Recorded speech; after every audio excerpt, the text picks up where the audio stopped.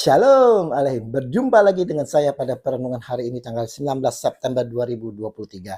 Saudaraku, kembali kita mengucap syukur di dalam doa kepada Tuhan Allah kita dan berilah senyuman dan sapaan kepada sesama kita. Kita awali perenungan pagi hari ini dengan tanda kemenangan kita dalam nama Bapa dan Putra dan Roh Kudus. Amin. Hidup tidak bercacat. Bacaan liturgi hari ini diambil dari 1 Timotius 3 ayat 1 sampai dengan 13 dan Injil Lukas 7 ayat 11 sampai dengan 17. Saudaraku, sebentar lagi saudara kita akan memasuki tahun politik. Belum tiba saatnya pun suasana sudah memanas. Masing-masing baca pres dan bawa capres ataupun bacalek mulai menunjukkan gigi mereka masing-masing agar dapat terpilih. Semudah itukah menjadi baca pres, bawa capres ataupun bacalek? Semuanya itu tentu mempunyai persyaratan-persyaratan yang sangatlah mengikat saudara. Kita menemukan begitu banyak syarat-syarat yang ditentukan. Kalau diperhatikan syarat-syarat yang ditentukan akan kita lihat menyangkut akhlak atau moral atau dengan kata lain kepribadian yang tak tercela yang dipertahankan oleh mereka. Mengacu pada syarat-syarat ini, kita melihat bagaimana Paulus kemukakan dalam syarat untuk menjadi penilik jemaat, pelayan gereja ataupun pemimpin. Dalam bacaan pertama hari ini, Paulus memberi acuan syarat-syarat untuk itu, yang mana dapat disimpulkan dalam dua hal.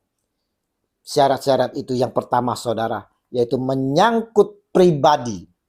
Syarat yang harus terpenuhi adalah menyangkut pribadi mereka, baik itu sebagai capres, bawa capres, bacalek, atau pelayan-pelayan gereja dan lain sebagainya. Yaitu yang pertama tidak bercacat. Yang kedua dapat menahan diri. Ketiga bijaksana. 4 sopan. 5 suka memberi tumpangan. 6 cakap mengajar. 7 bukan peminum. 8 bukan pemarah, 9 peramah, 10 pendamai, 11 bukan hamba uang, 12 bukan orang yang baru bertobat, dan ke-13 mempunyai nama baik di luar jemaat. Yang kedua, syarat kedua saudara yang harus dipenuhi adalah menyangkut keluarga. Bagaimana di dalam keluarga mereka ini. Yang pertama adalah monogami saudara. Monogami ini berarti mempunyai pasangan istri atau suami hanya satu. Kedua, kepala keluarga yang baik. Ketiga, disegani dan dihormati anak-anak. Dan keempat tentunya adalah menjalani fungsi imam, nabi, dan raja.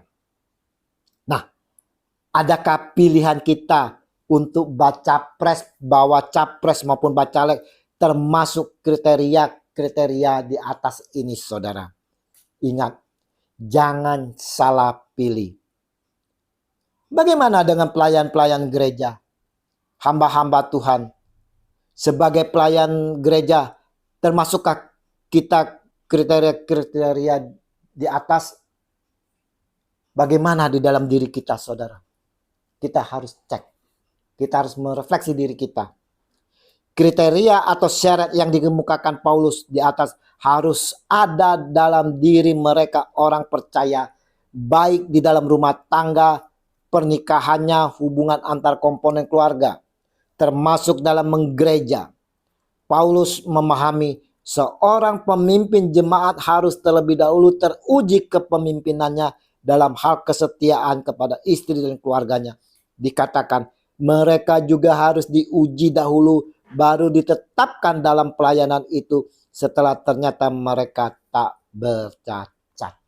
1 Timotius 3 ayat 10. Ini yang harus diperhatikan saudara. Di dalam Alkitab kita temukan bahwa pemimpin rohani muncul bukanlah ditujukan semata-mata keamanan atau ambisi pribadi. Melainkan karena inisiatif Allah yang mempersiapkan, memanggil, menetapkan, dan membimbing dalam mencapai tujuan dari Allah itu sendiri. Kita ambil contoh tokoh dalam Alkitab, Musa. Musa dipanggil Allah menjadi pemimpin untuk membawa bangsa Israel keluar dari Mesir. Apakah Musa tanpa kekurangan? Apakah Musa langsung menerima? Musa mempunyai kekurangan, saudara. Ia tidak pandai berbicara, namun Allah tidak salah pilih.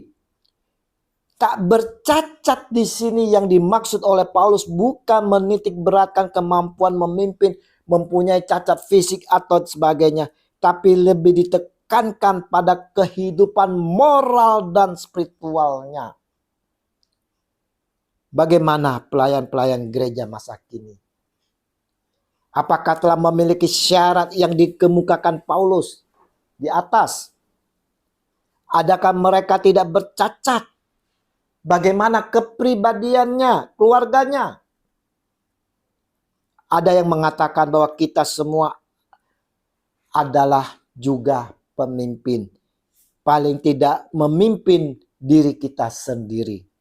Nah, sudahkah kita menjadi pemimpin diri kita sendiri tanpa cacat atau tak bercacat? Kita perlu berjuang, saudara, agar hidup kita tak bercacat. Mungkin dari kita ada yang berkomentar, bagaimana kita dapat hidup tak bercacat dalam dunia yang penuh godaan ini? Sulit memang. Kalau tak ada kemauan untuk berubah, maka kita sulit melakukannya. Janganlah menyerah sebelum berperang. Janganlah kita katakan, itu sudah sifat saya, itu sudah karakter saya, itu kelemahan saya, dan tak mungkin bisa berubah. Kita harus selalu berjuang dalam rangka menantikan langit baru dan bumi baru, agar kita didapatkan tak bercacat dan tak bernoda di hadapannya, saudara. Ingat, cepat atau lambat kita semua harus menghadapi kehadiran Tuhan dan mempertanggungjawabkan semuanya. Oleh karena itulah, program berbenah diri itu sangat diperlukan di dalam kehidupan kita saat ini. Program berbenah diri di dalam pimpinan Roh Kudus harus kita lakukan segera mungkin. Semoga tidak terlambat. Dengan bimbingan dan pimpinan Roh Kudus, kita dimampukan dalam nama Yesus Tuhan kita. Amin. Dalam nama Bapa dan Putra dan Roh Kudus. Amin. Shalom aleichem.